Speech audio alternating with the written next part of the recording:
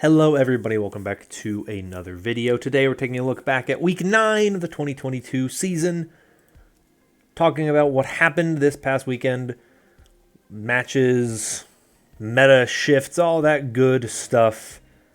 We're going to talk about it. So let's real quick throw up my picks from the last weekend. As you can see, 12-4 overall record, 1-1 on the big picks. So definitely a recovery from the disaster that was last week. Still not great on those big picks, 5-9 overall in the season, but I think we're going to start getting better at those, hopefully, as the season progresses. But all in all, decently good week, and most of the games I managed to get right.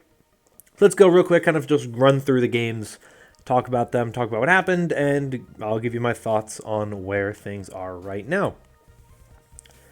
So the Friday matches kicking off in the APAC region was the Fusion beating the Hangzhou Spark. It was a pretty impressive victory for the Fusion. Fusion have been very up and down, as have the Spark. So these two teams, it's not that surprising to see them have a series like this where it didn't necessarily go the way that I anticipated it going. I think right now, the APAC region is a very interesting one to pay attention to because I think there's really only one team that I feel very confident in as a dominant elite level team in this region, and that's the Seoul Dynasty, right? I think we're seeing some teams rise and fall somewhat consistently. To me, the Dynasty are the top of this region right now, and this is kind of the game that really kind of is a perfect example of what this region is right now. Because the Fusion were struggling last weekend. You know, they had a rough weekend last weekend where they probably should have won both of their matches, and they lost both of them. Spark had a really good weekend last weekend. They won both of their matches. And then Fusion come out and win pretty convincingly, pretty one-sided affair in this one. This weekend, it was a I believe it was a 3-2. So actually, it was not a one-sided affair. If I recall correctly, it was a reverse sweep for the Fusion. Now that I remember correctly. But it's a very interesting series, right? Where the Fusion kind of had a rough weekend last weekend, but come back this weekend with a really good weekend. Spark had a good weekend last weekend, come back this weekend with a rough weekend. So APAC is always still up in the air, but this is a decent win for the Fusion. They still don't seem amazing. They don't have the best record right now. They're essentially just banking off the fact that they have points from getting second place, and they need to hope that they don't throw it all away next weekend. That's really what it comes down to for them because, we'll talk about it with the Chengdu Hunters because Chengdu Hunters are right on their tail and looking to jump ahead of them. Hunters were victorious over the Guangzhou Charge on Friday. Not that surprising. Charge are looking like the weakest team in this region. You would expect them to win there. I think the thing I'm most impressed by the Hunters is we're seeing them actually show more flexibility than they did in the first Kickoff Clash tournament. Jinmu is playing a lot more Tracer. They're definitely not running it as like the predominant thing. They still play a lot of Jinmu on Genji whenever the opportunity arises. And they're one of the few teams left that's really playing like quite a bit of Genji. But we are seeing a little bit more flexibility from Jinmu, which I like because that has been my biggest complaint with this team, is they don't have the flexibility of a lot of your other teams in the region. I still don't think they do have a lot of flexibility. However, I think it is important to recognize and consider the fact that this is a Hunters team that is showing improvement in terms of their flexibility and the ability to run different compositions we haven't seen from them previously. So good luck for the Hunters here. I'm a big fan of what we've seen from them. Moving on to the Western region, the London Spitfire beat the Paris Eternal. Pretty one-sided affair there. Not too surprising. The London Spitfire look significantly better than the Paris Eternal do right now. It was a 3-0. It was an easy win for the Spitfire. I mean, Spitfire look really good. I think they genuinely are one of the top teams in this Western region right now. I think that they have proven themselves consistently to be among the top teams in the region, and I think that that is where they are going to continue to sit for a little while. I've been very impressed with them so far. I think that I'm one of the people who was very, very, very low on this team going into the season. But I think they've looked pretty good, all things considered. And I actually think that they are not. There is a good chance, I think, that they actually are able to beat the Dallas Fuel this upcoming weekend. Because I think that they look really good right now. And I think it's not unreasonable to think they could walk away from that one with a win. Paris. Oh boy, Paris. They are something. We'll talk more about them with their series against the Defiant, because they showed a little bit more promise in that series, but this series was not the one. Atlanta Reign versus Houston Outlaws. I should have had this one. Atlanta with one of the most egregious C9s I have ever had the misfortune of having to watch. Oh boy, it was a rough one. It was a bad one. It was so bad and so sad to watch that C9 that they had there in LDO. So it was a close series, though, right? And that's what you kind of expect when these teams to match up against each other. Two teams very, very close. A lot of similarities with these teams. I was pretty impressed by what I saw from Houston. I didn't watch this series in its entirety. I watched most of the first half, and then I kind of had to leave. I need to watch the second half as much as I wanted to, but I thought it was a pretty impressive showing from Houston. I think Houston is in an interesting spot where last season they had kind of exceeded their expectations very early, and then basically spent the whole rest of the season disappointing. This season, to me, they've kind of reached the point where I think that they have found a good niche and a good point where, like, they're a good team, they're a solid team. They're not incredible, they're not amazing, they're not one of the best teams in the region, they're not one of the best teams in the league, but they're good and they're solid. And what we're seeing from them is that continued growth and that continued improvement, which we haven't necessarily seen from them in the past. Obviously, last season they started out really strong, first half of the season, and the second half of the season kind of fell off pretty hard. So they're looking pretty good right now. I think that they're in a good spot. I think that they have more realistic expectations on them this season than they did last season. I think that helps them out a lot. I think that helps them kind of feel a little bit nicer. And if I'm an Outlaws fan, I'm pretty excited because next weekend I play Boston and New York, and those are likely 2 easy wins. Probably a top 4 seed in the Western region for them. If they just walk up those 2 wins, they will easily be a top 4 team in the region, which would be good for them because they definitely would not mind getting to potentially even be a top 4 team. Well, they wouldn't be a top 4 team overall because they would be, behind the Seoul Dynasty most likely, but actually they would be. There's no chance for them to pass the Seoul Dynasty. But they could potentially be ahead of a Spark or Dragons as well. So they could be 5, maybe another team kind of falls apart as well. So we'll see what happens for them, but pretty impressive for them. Atlanta, I think, are still good. Don't feel 100% sold on them right now. I think that they have to figure some things out, but I think they've played better in tournaments than they have during the regular season so far, and I'm curious to see if that happens when we get to the Midseason Madness. Final match on Friday was the LA Gladiators beating the Toronto Defiant 3-1. I did not watch this series super closely, so I don't really know exactly what happened, but can't say I'm too surprised by the result on this one. It was about what I expected it to be. It's been pretty good to see this Gladiators roster continue to play well. I don't know yet if they are the best team in this region right now. Obviously, they were the best team in the region for last tournament when they won the whole thing, but we don't know necessarily for this tournament yet. A lot of kind of questions between them and the Shock, which one's the top 2, or those are the top 2 questions, which one is the top 1. Interesting to see if one of these teams can win the whole thing this time around. It'll be interesting for me to see which team ends up as the number 1 overall seed. The Shock have 1 game left. If they win, they're number 1. Gladiators also have 1 more game left. They would need to win, and the Shock need to lose for them to lock up the number 1 spot. It wouldn't technically be number 1 overall necessarily for the Gladiators.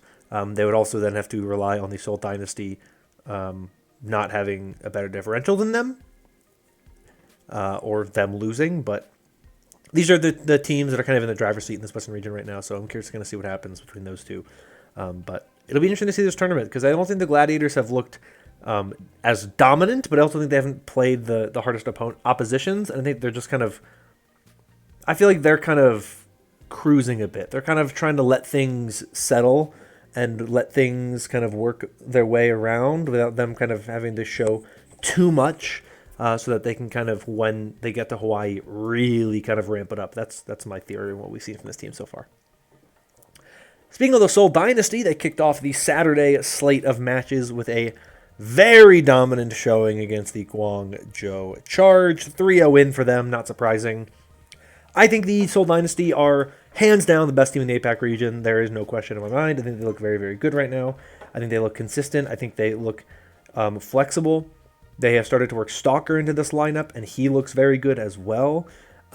We've seen them, last week they played Stalker for all of their matches.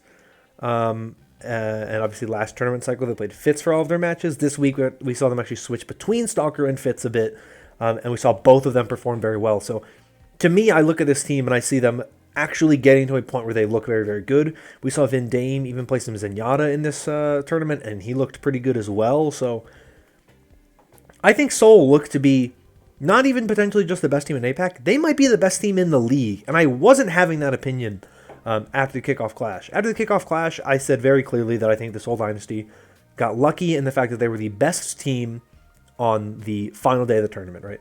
They managed to edge out Shanghai, and then because they had to play a Fusion team they haven't struggled against, they managed to win that game, right? But I wasn't necessarily convinced at the end of the kickoff clash that Seoul was the best team in the APAC region. They are the best team in the APAC region. That is not a question anymore. I am convinced of that. I know how good Seoul is now. I've seen them perform at a very high level consistently now this season, over and over again, back-to-back tournaments. And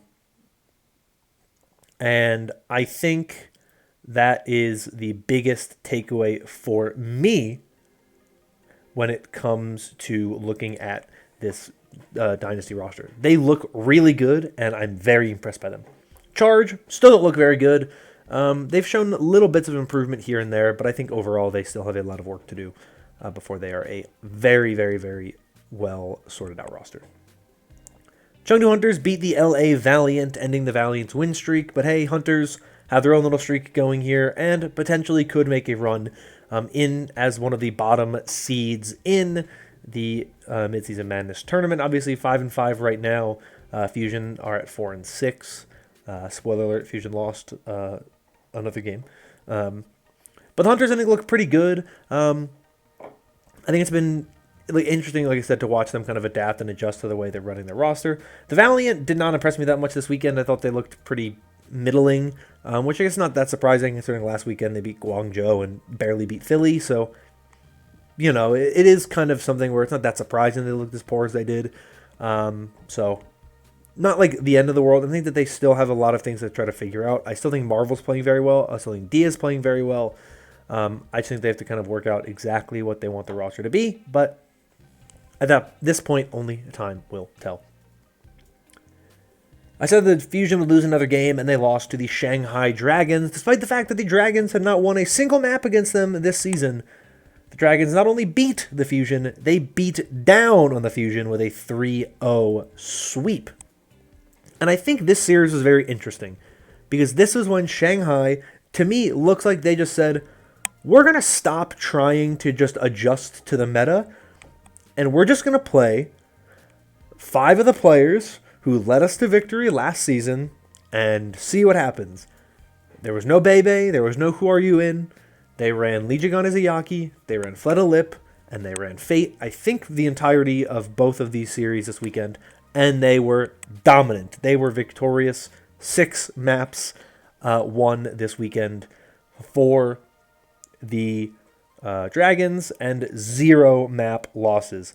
They are not necessarily back yet. It wasn't the toughest opposition this weekend. They played the Fusion, who have looked kind of middling, and the Valiant, who once again looks pretty middling.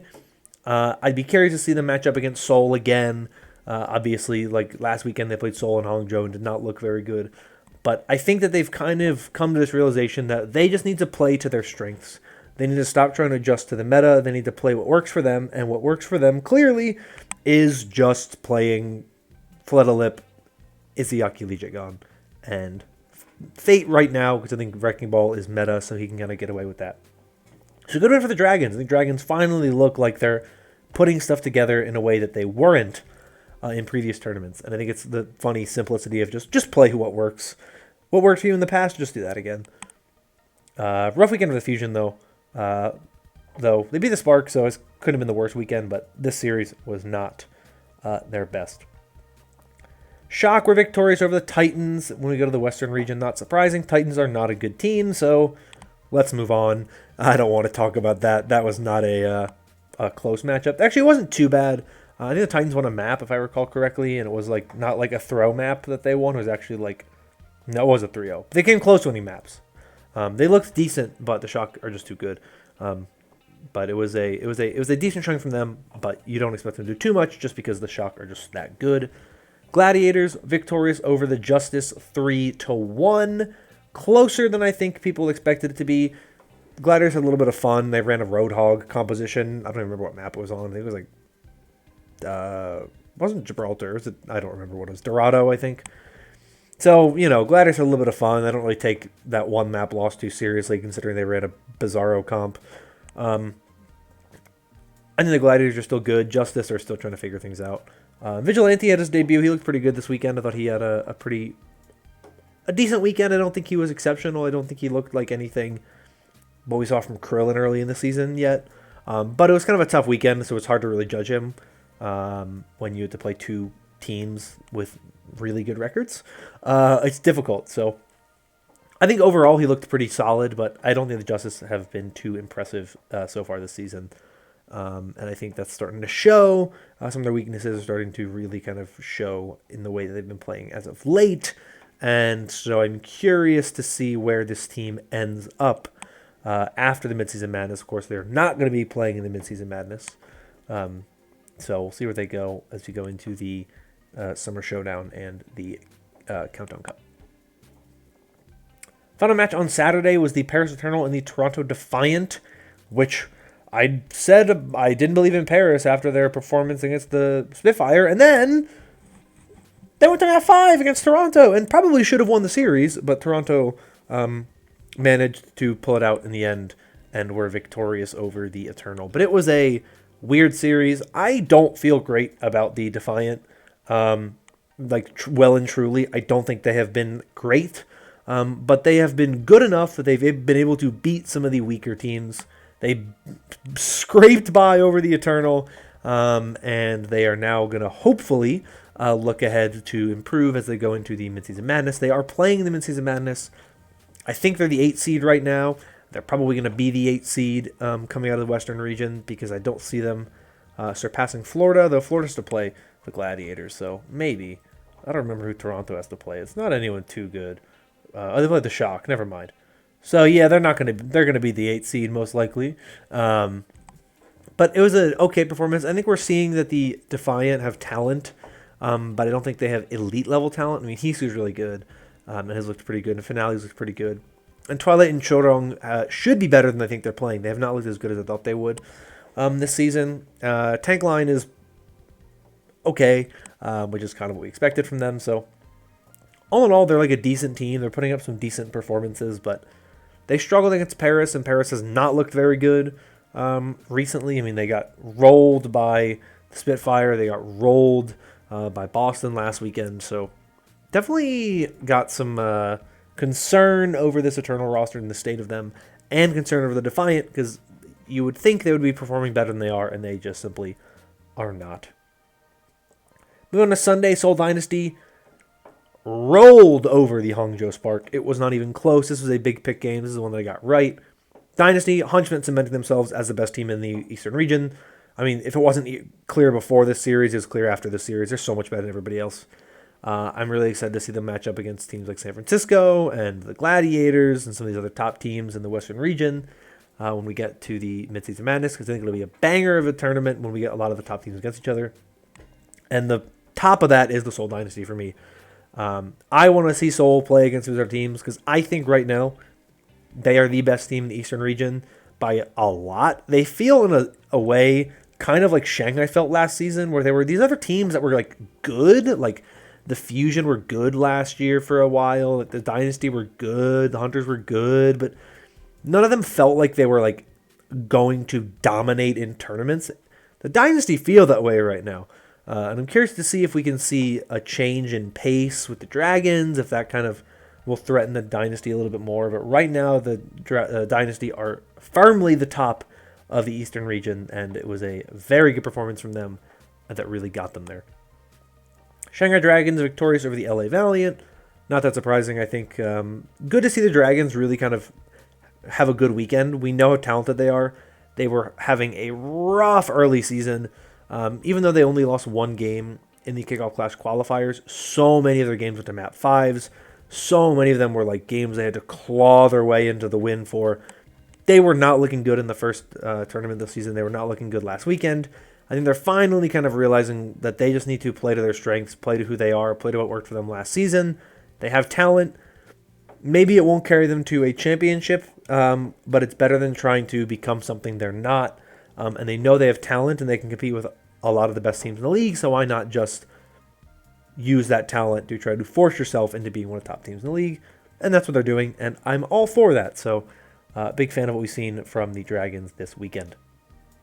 Valiant, like I said, Dios looked pretty good, Marvels looked pretty good, but they had a pretty tough weekend. Some good opponents. Sunday in the Western region was a lot. It was a banger after a banger after a banger. 3 straight games went to map 5s. The first one was the London Spitfire versus the Washington Justice, which was a very close series. The Justice basically tried to claw their way back, almost a reverse sweep, but the Spitfire were able to hold them off. Justice made some questionable decisions, choosing to sub Decay out going into the final map. I don't know why they did that when Decay was the best part of the team in map 4, but that's what they did, and then it didn't work out for them. I don't like those decisions. I think that there are a lot of questions about this Justice coaching staff that I really do want to see what they do, because we always talk about teams having a lot of talent and the roster's not matching them. And a lot of people said about New York, and I've gone on my rants about New York. I don't think that necessarily applies to New York because New York's roster is built so poorly. But the Justice roster should be good.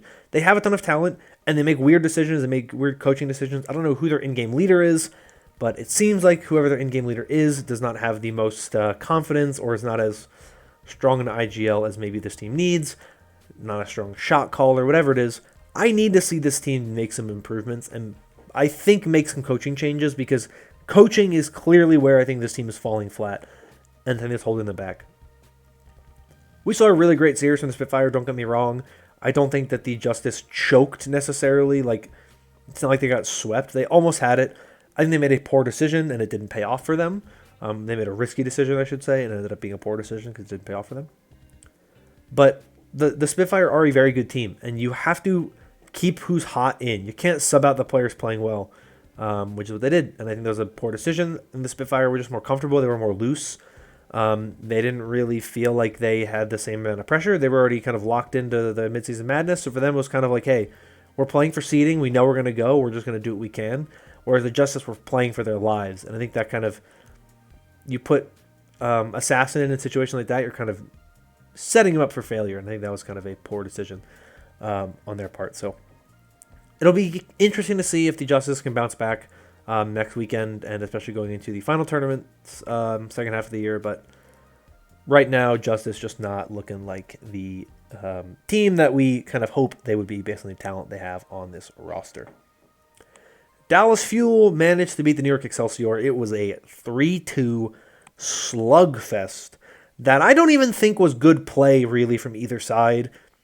I just think it was just constant team fights devolving into chaos. New York doesn't have like a play style necessarily. They don't play like a team.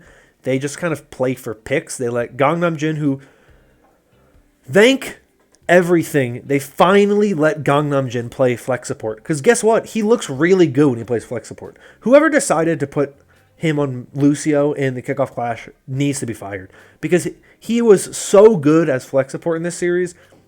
it was absolutely mind-boggling to see him play that well and then recognize that if Lucio's meta again, he's going to go back to the Lucio. But I think the New York just plays for whatever. They just play for picks. They don't have like a play style, or they don't have like an organized play style. It's just we are just going to try to get kills and hope it works. And on some of the maps it did, on a lot of the maps it didn't. They don't have the flexibility. They can't adjust. And that's a problem that they have, and it's been consistent for them all season. Dallas, I still think is trying to figure who they are. I don't think they look very strong right now this tournament cycle. I still think they are a good team. I don't have much confidence in them as we move into the Midseason Madness that they're going to be a really good team in the tournament. I just don't see it. I don't know. I don't think they're as comfortable as San Francisco, as the Gladiators, maybe even as London and Houston are right now. I think these are teams who really just feel like they kind of know who they are, what they are, and what they can do. Dallas has a talent that I think they'll still do fine in the tournament, but right now I don't think they look to be an elite team in the Western region right now, and I think that's a pretty unfortunate thing to see there.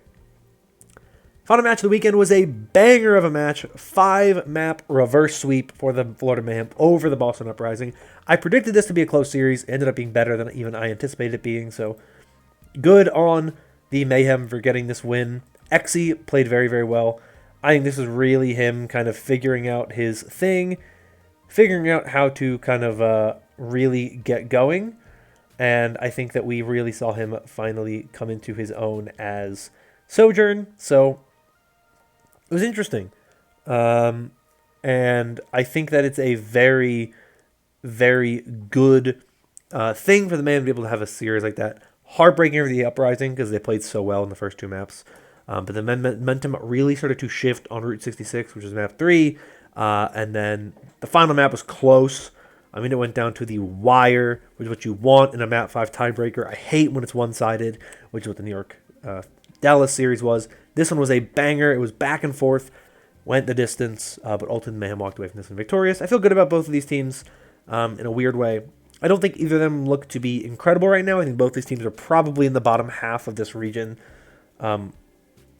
Pretty convincingly, but I think both of them at least look like they have some life, where there are teams in this region that simply just do not have any. Let's put the standings up real quick so you can see them. Important to note that the Western region, all 8 spots have been locked up. So San Francisco Shock, LA Gladiators, Dallas Fuel, London Spitfire, Houston Outlaws, Atlanta Reign, Florida Mayhem, Toronto Defiant will be playing in the Midseason Madness. In the Eastern region, Seoul Dynasty, Hangzhou Spark, and Shanghai Dragons have all locked in a spot. It is between the Fusion and the Hunters for the final spot there. But there are your standings, in case you're wondering where things stand right now. But that's going to be all for this video. Hope you all enjoyed. If you did, consider liking and subscribing for more content like this in the future. Comment down below who you think is going to take that final spot in the Eastern region. Do you think it'll be the Chengdu Hunters, or do you think it will be the Philadelphia Fusion? Let me know. That's going to be all for me for today. Hope you're all staying safe and staying healthy. And until next time, bye-bye.